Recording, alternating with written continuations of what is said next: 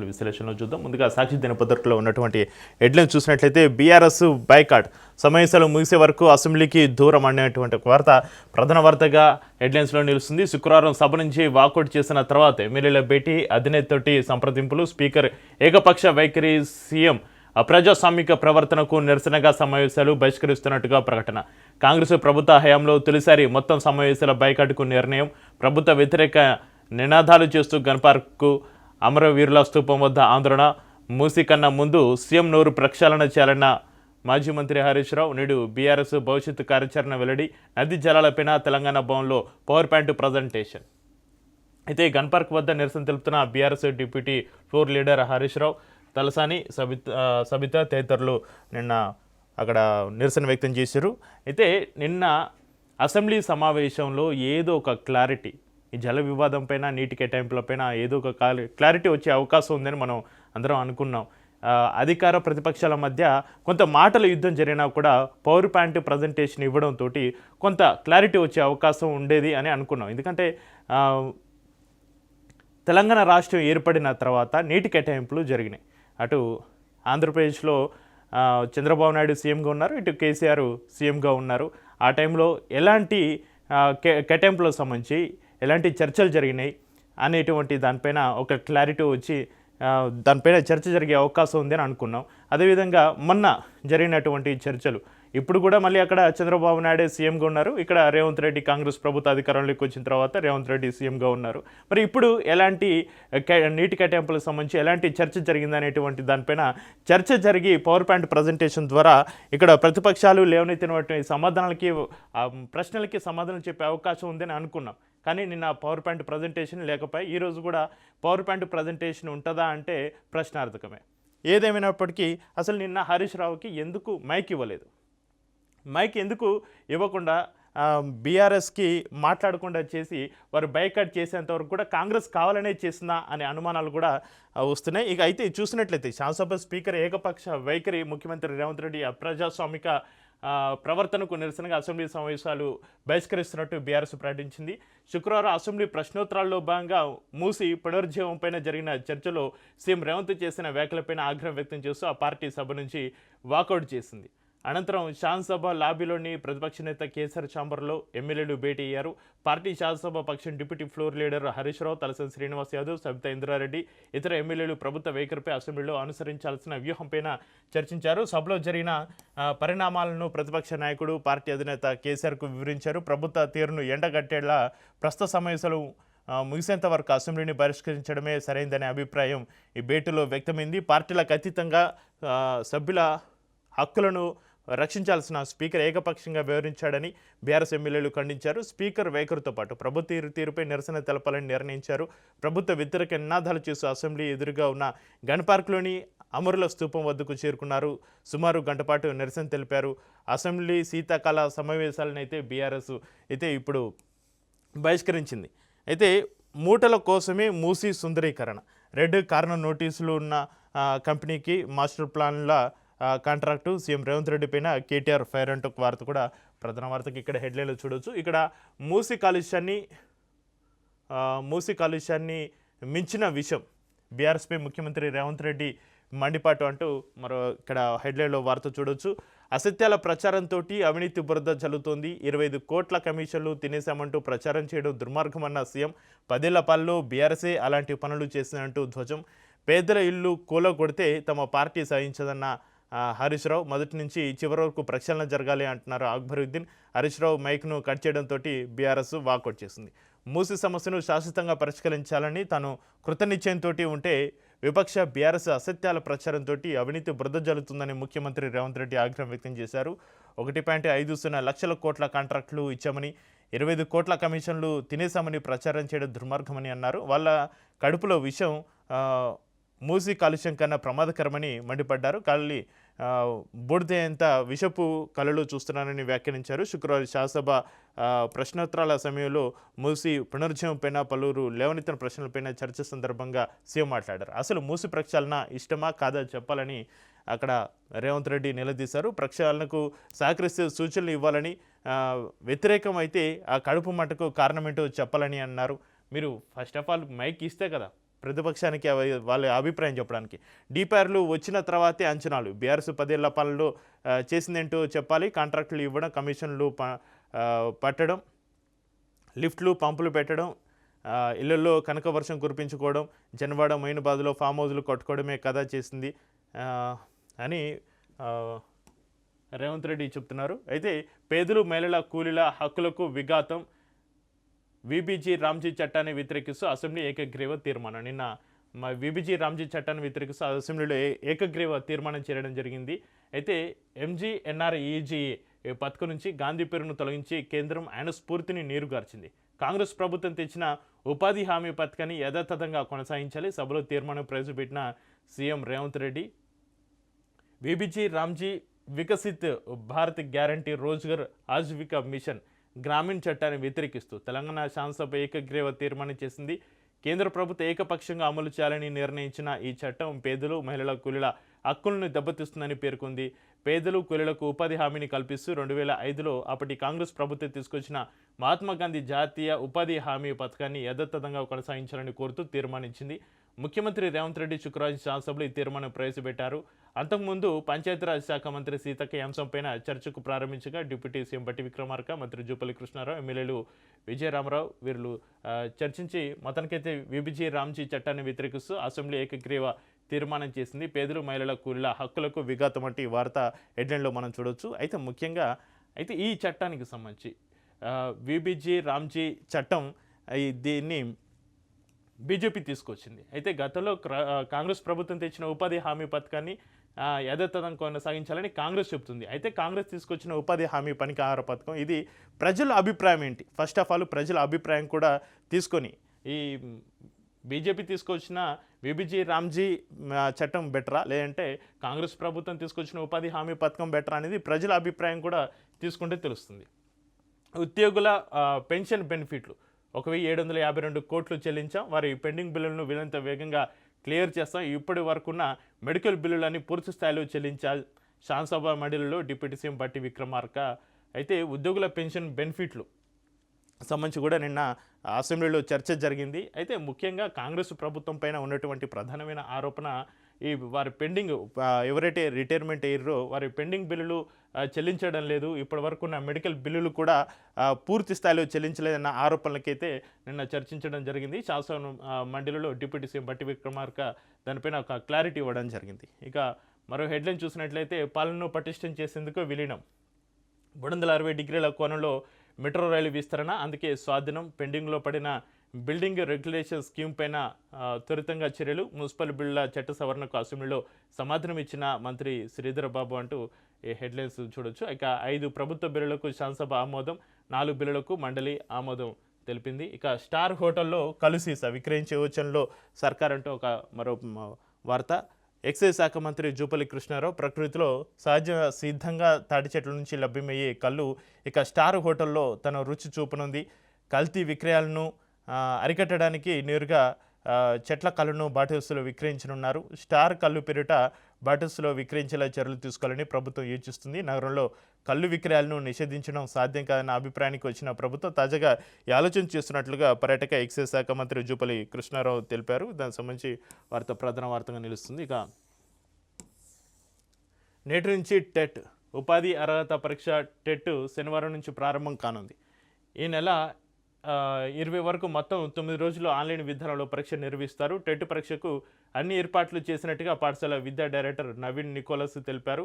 Paper 1, paper 2 కలిపి మొత్తం 2,37,754 మంది దరఖాస్తు చేశారు. వీరిలో 71,670 మంది ఇన్ సర్వీస్ టీచర్లు ఉన్నారు. టెట్ తప్పనిసరి చేస్తూ సుప్రీంకోర్టు తీర్పు ఇచ్చిన నేపథ్యంలో ఇన్ సర్వీస్ టీచర్లు కూడా టెట్కు దరఖాస్తు చేశారు. టెట్ పరీక్ష కోసం రాష్ట్ర వ్యాప్తంగా 97 పరీక్ష కేంద్రాలు ఏర్పాటు చేశారు. అయితే గతంలో టీచర్స్ ప్రభుత్వం ఈ డిఎస్సి ఉండేది. డిఎస్సి ద్వారా వచ్చినటువంటి ప్రభుత్వ టీచర్లకు వాళ్ళకి ఇంతకుముందు టెట్ లేదు కాబట్టి ఇప్పుడు వాళ్ళకి టెట్ తప్పనిసరి చేశారు. ఇప్పుడు వాళ్ళు ఉద్యోగాల్లో ఉన్నా కూడా ఉద్యోగాలు కొనసాగుతున్నా కూడా టెట్ పరీక్షని ఇప్పుడు వాళ్ళు క్వాలిఫై అవ్వాలి. క్వాలిఫై అవ్వకపోతే వాళ్ళకి ఫ్యూచర్లో ఇబ్బందులు తప్పవంటే వాళ్ళు మళ్ళీ అప్లై చేసుకొని చాలామంది మళ్ళీ ఈ టెట్ పరీక్ష రాస్తున్నారు. అయితే ఈ టెట్ పరీక్షలో వాళ్ళకి సిలబస్ పరంగా చూసినట్లయితే వాళ్ళకి చాలా ఇబ్బంది కలుగుతుందని కూడా కొంతమంది టీచర్లు చెప్తున్నటువంటి పరిస్థితి. వాళ్ళకి చాలామంది క్వాలిఫై అవ్వలేకపోయారు. లాస్ట్ టైం కూడా రాశారు కానీ చాలామంది క్వాలిఫై అవ్వలేకపోయారు. కొంచెం సరళతరం చేయాలి అని అంటున్నారు కానీ మరి అది కేంద్ర ప్రభుత్వం తీసుకోవాల్సిన డిసిషన్, రాష్ట్ర ప్రభుత్వం కేంద్ర ప్రభుత్వాలు తీసుకోవాల్సిన డిసిషన్. ఇక ఇరాన్లో వెలువెత్తిన ప్రజాగ్రహం, కరెన్సీ విలువ పడిపోవడం, ధరలు ఎగబాకడం వంటి కారణాలతోటి ఇరాన్ ప్రజలు ప్రభుత్వ తీర్పుపైన మండిపడుతున్నారు వంటి ఒక ప్రధాన వార్త నిలుస్తుంది. సుపరిపాలనే నా ఎజెండా, ప్రజలకు మెరుగైన జీవితాన్ని అందించడమే లక్ష్యంగా పరిపాలన సాగిస్తారని న్యూయార్క్ మేయర్ మామ్దాని ప్రకటించారు అంటూ ప్రధాన వార్తగా హెడ్లైన్లో నిలుస్తుంది. ఇక ఐఏఎస్ అధికారి అరెస్ట్, లంచానికి సంబంధించిన మనీ లాండరింగ్ కేసులో గుజరాత్ ఐఏఎస్ అధికారిని ఈడీ అరెస్ట్ చేసింది. ఇక స్వచ్ఛ నగరం కలుషితం, ఇండోర్లో కలుషిత నీటి ఘటనలో మృతుల సంఖ్య 15కు పెరిగింది. ఇప్పటికీ ఘటనకు బాధ్యులైన వారిని ప్రభుత్వం గుర్తించలేదు అంటూ స్వచ్ఛ నగరం కలుషితం అంటూ ఒక ప్రధాన వార్తగా ఇవి సాక్షి దినపత్రికలు ఉన్నటువంటి ప్రధాన వార్తలు. ఇక వెలుగు దినపత్రికలో ఏ వార్తలు ప్రధాన వార్తలు నిలిచాయో ఒకసారి చూద్దాం. ఢిల్లీని కప్పేసిన పొగమంచు, లో విజిబిలిటీ కారణంగా 66 విమానాలు రద్దు, రన్వేపై 50 మీటర్ల కంటే తక్కువగా విజిబిలిటీ, వందలాది విమానాలు ఆలస్యం, ఎయిర్పోర్ట్లో ప్రయాణికుల అవస్థలు, 40కి పైగా రైల్వే టైమింగ్స్ పైన ప్రభావం, రాష్ట్రంలోని పలు జిల్లాల్లో మంచు దుప్పటి, ఉదయం 10 గంటలు దాటిన వీడిని ఫాగ్, ఢిల్లీ ఎయిర్పోర్ట్లో పొగమంచు కారణంగా అయిపోయిన విమానాలను మనం చూడవచ్చు. ఇక అసెంబ్లీ నుంచి బయటకు వస్తున్న బీఆర్ఎస్ ఎమ్మెల్యేలు, బీఆర్ఎస్ బాయ్కాట్ అంటూ ప్రధాన వార్తగా హెడ్లైన్లో నిలుస్తుంది. అసెంబ్లీ సమావేశాలకు ఒకరోజు వచ్చిన ప్రతిపక్ష నేత కేసీఆర్ రెండో రోజు ఆ పార్టీ ఎమ్మెల్యేలంతా బయటకు. తొలిసారి సమావేశాలను బహిష్కరించిన బీఆర్ఎస్ హరీష్ను డిప్యూటీ ఫ్లోర్ లీడర్గా ఎంపిక చేసిన ఒక్కరోజుకి నిర్ణయం, ఆయనకు మైలేజ్ రాకుండా ఇలా చేశారని టాక్, ఉపాధి హామీపై మాట్లాడకుండా బీజేపీకి సహకరించారని బీఆర్ఎస్ పైన మంత్రుల ఫైర్ అంటూ వార్త మనం చూడొచ్చు. అయితే అసెంబ్లీ సమావేశాలు ఊహించని మలుపెత్తి తిరిగాయి. ఇంతకుముందు మనం చెప్పుకున్నట్టుగా ప్రజా సమస్యలపైన, ప్రధానంగా కృష్ణ గోదావరి జలాలపైన అధికార ప్రతిపక్షాల మధ్య వాడివేడి చర్చ జరుగుతుందని అంతా అనుకున్న సమయంలో ప్రధాన ప్రతిపక్షం బీఆర్ఎస్ సమావేశాలను బైకాట్ చేసింది. ప్రతిపక్ష నేత కేసీఆర్ తొలి రోజు సమావేశానికి వచ్చి వెంటనే వెళ్ళిపోగా రెండో రోజే బీఆర్ఎస్ సభ్యులంతా సభను బహిష్కరించడం చర్చనీయాంశమైంది. హరీష్ రావును డిప్యూటీ ఫ్లోర్ లీడర్గా ఎంపిక చేసిన ఒకరోజుకి నిర్ణయం తీసుకోవడం హాట్ టాపిక్గా మారింది. హరీష్కు మైలేజ్ రాకుండా కేసీఆర్ ఇలా చేశారనే డిస్కషన్ నడుస్తుంది. కాంగ్రెస్ ప్రభుత్వం అధికారంలోకి వచ్చిన తర్వాత బీఆర్ఎస్ పార్టీ అసెంబ్లీ సమావేశాలను బైకాట్ చేయడం ఇదే తొలిసారి. తమకు స్పీకర్ సభలో మాట్లాడే అవకాశం ఇవ్వడం లేదంటూ శుక్రవారం ప్రశ్నోత్తరాల సమయంలో బీఆర్ఎస్ సభ్యులు ఆరోపించారు. అందరూ సభ నుంచి బయటకు వెళ్ళిపోయారు. ఇది మరో కోణం. హరీష్ రావుకి మైలేజ్ రాకుండా ఇలా బీఆర్ఎస్ బైకాట్ చేసే విధంగా బయట రాజకీయాలు జరిగాయని మరొక విమర్శలు అయితే బయట సోషల్ మీడియాలో వస్తున్నాయి. ఇది మరొక రకమైన కోణంలో ఉన్నటువంటి రాజకీయ ప్రస్థానం. ఇక్కడ వెలుగు దినపత్రికలో దానికి సంబంధించి ఒక కథనాన్ని రాయడం జరిగింది. ఇక బీఆర్ఎస్ వాళ్ళ కడుపులో మూసిని మించిన విషయం, బీఆర్ఎస్ వాళ్ళ కడుపులో మూసిని మించిన విషయం అంటూ హెడ్లైన్లో ప్రధాన వార్తగా రేవంత్ రెడ్డి కామెంట్స్ని తీసుకోవడం జరిగింది. ఇక మురికి కూపంగా మారిన నదిని ప్రక్షాళన చేస్తామంటే అడ్డుకుంటారా, అభివృద్ధిని అడ్డుకుంటే మిమ్మల్ని చరిత్ర క్షమించదు అంటూ సీఎం రేవంత్ కోట్లు ఖర్చు పెట్టి సోషల్ మీడియాలో నాపై దాడి చేయిస్తున్నారు, ఎవరిని చేసినా వెనక్కి తగ్గను, ప్రక్షాళన చేసి తీరుతాం, అక్రమ కట్టడాలు ఫామ్ హౌస్ను ఉపేక్షించలేదు, ఎంతటి వారినైనా విడిచిపెట్టాం, మేము చేస్తున్నది రియల్ ఎస్టేట్ వ్యాపారం కాదు, హైదరాబాద్ అభివృద్ధి, మూసిలో ఏడాదంతా మంచినీళ్లు ప్రవహించేలా ప్రణాళిక, 2 ఏళ్లలో గండిపేటకు గోదావరి జలాలు, మార్చి 31లోగా మూసి ప్రక్షాళన మొదటి దశ పనులు ప్రారంభం, గండిపేట టు గౌరెల్లి 55 కిలోమీటర్ల భారీ ఎలివేటెడ్ కారిడార్, నదీ తీరంలో ఆలయం, మసీదు, చర్చి, గురుద్వారా నిర్మాణం, బాపుఘాట్ వద్ద గాంధీ సరోవర్ నిర్మిస్తామని వెల్లడించారు సీఎం రేవంత్ రెడ్డి. అయితే మూసి ప్రక్షాళన పేరుతోటి పక్కన ఉన్నటువంటి పేదల ఇండ్లు కూలగొడితే మాత్రం ఊరికినే ప్రసక్తి లేదని బీఆర్ఎస్ చెబుతుంది. హరీష్ రావు నిన్న చెప్పడం జరిగింది, పేదల జోలికి వస్తే, పేదల ఇండ్లను కూల్చివేస్తే మాత్రం బుల్డోజర్లకి అడ్డంగా పడుకుంటామంటూ నిన్న హరీష్ రావు చెప్పడం జరిగింది. అయితే మూసి ప్రక్షాళన అంటే నది సుందరీకరణ మాత్రమే కాదని, అది తెలంగాణ ఆత్మగౌరవానికి, భవిష్యత్తు తరాల మనుగడకు సంబంధించిన జీవన్ మరణ సమస్యని సీఎం రేవంత్ రెడ్డి పేర్కొన్నారు. శుక్రవారం అసెంబ్లీలో ప్రశ్నోత్తరాల సందర్భంగా మూసి పునరుజ్జీవం పైన ఆయన మాట్లాడారు. మూసి మురికిలో బతుకుతున్న ప్రజలను ఆ నరకం నుంచి బయటపడేందుకు తాము ముందుకెళ్తుంటే ప్రతిపక్షాలు పడేందుకు ప్రయత్నిస్తున్నాయని సీఎం మండిపడ్డారు. మూసీ పునరుజ్జీవనం ప్రాజెక్టుకు మీరు ప్రతిపక్షాలు అడ్డుపడతామంటే ఊరుకునేది లేదు. అసలు మీ కడుపులో ఎందుకంత విషయం? మూసీ మురికి కంటే మీ కడుపులోని విషయమే ప్రమాదకరం. కావాలంటే ప్రభుత్వ ఖర్చుతో ఎమ్మెల్యేలందరూ సౌత్ కొరియా, లండన్ వెళ్ళి అక్కడ నదులను చూసిరండి, సూచనలు ఇవ్వండి. అంతేకాని అభివృద్ధిని అడ్డుకుంటే చరిత్ర క్షమించదు అని సీఎం హెచ్చరించారు. తాను మాట్లాడుతున్న టైంలో ప్రతిపక్ష సభ్యులు అడ్డుకునే ప్రయత్నం చేయగా హైదరాబాద్ అభివృద్ధికి సంబంధించిన కార్యక్రమాలను సభలో వివరిస్తుంటే ఓర్వలేక విషయం చెబుతున్నారు. నిజాలను ప్రజలకు తెలియకూడదన్న దురుద్దేశంతోనే సభను అడ్డుకుంటున్నారు.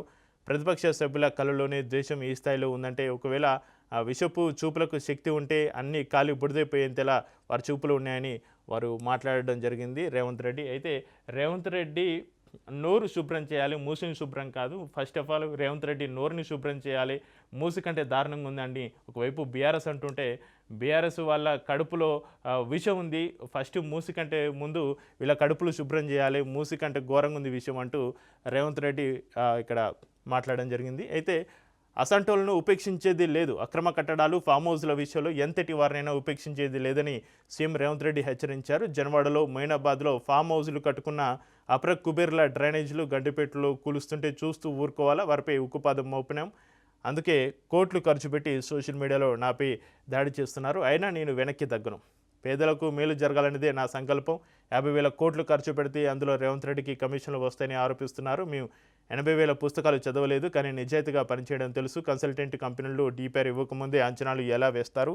రాబోయే 5 ఏళ్లలో హైదరాబాద్ ముఖ చిత్రాన్ని మారుస్తాం. ఇది 4 నదుల అంటే మూసీ, ఈసా, గోదావరి, కృష్ణ అనుసంధాన యజ్ఞం. దీన్ని విజయవంతం చేసి తీరుతామని సీఎం రేవంత్ రెడ్డి చెబుతున్నారు. ఇంకా ఏడాదికి 90 రోజులు పనిచేస్తే గిగ్ వర్కర్లకు బీమా, హెల్త్, లైఫ్, యాక్సిడెంట్ ఇన్సూరెన్స్ కల్పించనున్న కేంద్రం అంటూ ఒక వార్త, ప్రధాన వార్త ఇక్కడ చూడొచ్చు. హెడ్లైన్ చూసినట్లయితే ఓకే అగ్రి గ్రేటర్ ద్వారా అయితే కనీస పని దినాలు 90, వేరు అగ్రి గ్రేటర్ల ద్వారా అయితే 120 రోజులు పనిచేయాలి. రోజులో ఎంతసేపు పనిచేసినా ఒక రోజు కిందే లెక్క. డ్రాఫ్ట్ రూల్స్ విడుదల చేసిన కేంద్ర కార్మిక శాఖ అభ్యంతరాలు, సూచనలకు 40 రోజులు గడువు అంటూ ఇక్కడ వార్త, ప్రధాన వార్తగా మనం హెడ్లైన్స్ చూడొచ్చు. ఇక రామ్జీ చట్టం పేదలకు వ్యతిరేకం. రాష్ట్రంపై ఏడాదికి 1,800 కోట్ల భారం అంటున్నారు మంత్రి సీతక్క. పేదల పొట్టకొట్టేందుకే కొత్త రూల్స్, సభ్యులంతా వ్యతిరేకించాలి, పాత చట్టాన్ని కొనసాగించాలని అసెంబ్లీలో తీర్మానం. అసెంబ్లీలో 5, మండలిలో 4 బిల్లులకు ఆమోదం. అసెంబ్లీలో ఆమోదించినవి తెలంగాణ మున్సిపాలిటీల చట్ట సవరణ బిల్లు, జీహెచ్ఎంసీ సవరణకు సంబంధించినవి 2 బిల్లులు, ప్రైవేటు యూనివర్సిటీ సవరణ బిల్లు, మోటార్ వెహికల్ ట్యాక్సేషన్ సవరణ సంబంధించి అసెంబ్లీలో 5, మండలిలో 4 బిల్లులకు ఆమోదం అంటూ వార్త, ప్రధాన వార్తగా అన్ని దినపత్రికల్లో మనం చూడొచ్చు. ఇక నేడు కొండగట్టుకు పవన్ కళ్యాణ్ 35.19 కోట్లతోటి సత్రం, దీక్ష విరమణ మండపానికి శంకుస్థాపన, 1,1100 మంది పోలీసులతోటి భారీ బందోబస్తు. అయితే పవన్ కళ్యాణ్ గతంలో కూడా కొండగట్టుకి రావడం జరిగింది. అతను డిప్యూటీ సీఎంగా ఎలక్షన్స్లో గెలిచిన తర్వాత డిప్యూటీ సీఎం అయిన తర్వాత అతను కొండగట్టుకు రావడం జరిగింది. అయితే కొండగట్టు దగ్గర అక్కడ స్థానికులు ప్రజలతోటి మాట్లాడడం జరిగింది, అక్కడ జన సైనికులతోటి.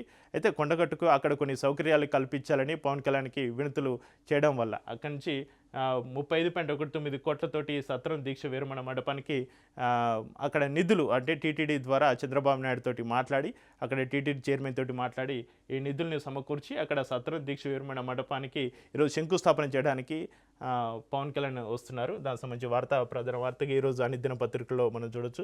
ఇక కేసీఆర్ అసెంబ్లీకి రావాలి, తప్పు చేయనప్పుడు ఎందుకు మాటలు పడాలి అంటూ కవిత చెప్తున్నారు. ఇక కేటీఆర్, హరీష్ పిల్లకాకులు కేసీఆర్ అసెంబ్లీకి రాకుంటే బీఆర్ఎస్ పని కథం, టెర్రరిస్టు కసుపుతోటి కేసీఆర్ను పోల్చుతారా, ఉద్యమకారిని ఉరి తీయాలంటారా, సీఎం చేసిన వ్యాఖ్యలతోటి నా రక్తం మరుగుతున్నది, ప్రాజెక్టు పనుల ప్యాకేజ్ని హరీష్ అమ్ముకున్నారు. అలాంటి వ్యక్తి సభలో మాట్లాడితే మ్యాచ్ ఫిక్సింగే, కేసీఆర్ పిలిచినా మళ్ళీ బీఆర్ఎస్లోకి పోను, పార్టీ పెట్టి వచ్చే ఎన్నికల్లో పోటీ చేస్తారని వెల్లడి.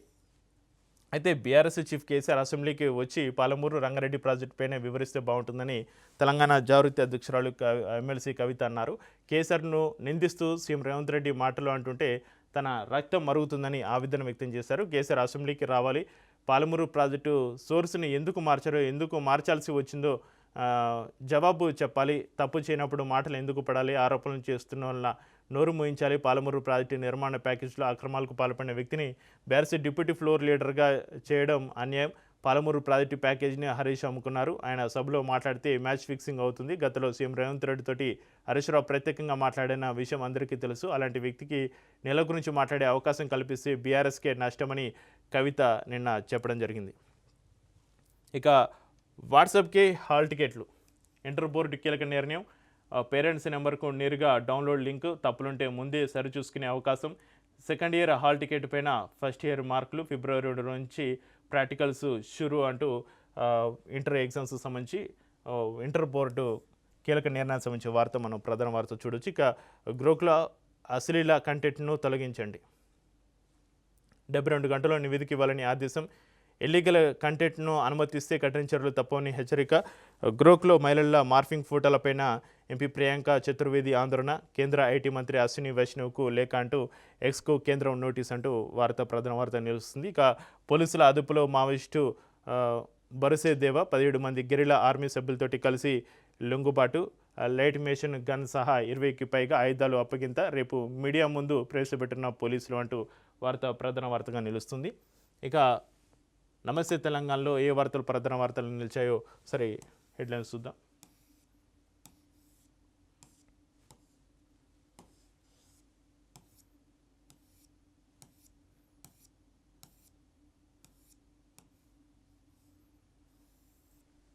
మన ప్రాజెక్టుల చుట్టూ విషవలయం, నిన్న తుమ్మిడిహట్టి నేడు జూరాల, నేటివ్ సోర్స్ మార్పైన కాంగ్రెస్ సర్కారు కుట్ర రచన అంటూ ప్రధాన వార్తగా హెడ్లైన్ నిలుస్తుంది. ఇక మరో హెడ్లైన్ చూస్తున్నట్లయితే సీఎంని విమర్శిస్తే మైకి స్పీకర్ స్పష్టీకరణ, సభలో దుమారం, బీఆర్ఎస్ బైకాట్, స్పీకర్ది ఏకపక్ష వైఖరి అంటూ మరో వార్త హెడ్లైన్లో నిలుస్తుంది. ఇక